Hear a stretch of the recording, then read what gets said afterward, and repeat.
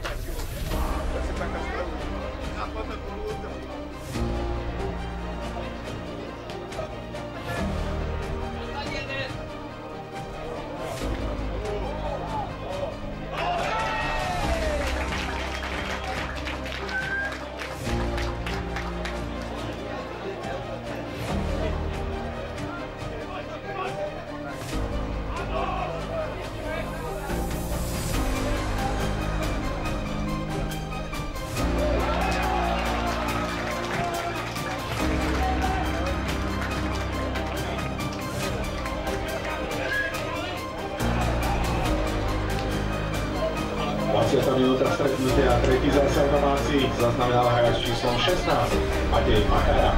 Stav stretnutia P. Brusňaník Breznica 3, FK Lekec 0.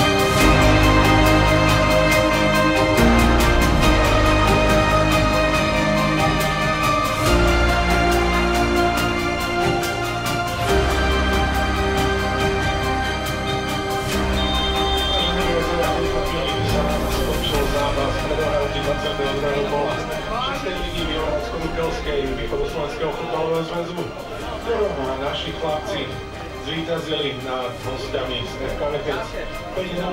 My ďakujeme obidvom za predvedenú hru aj vám, že ste prišli v tomto pandečnom počasí tu na štadión.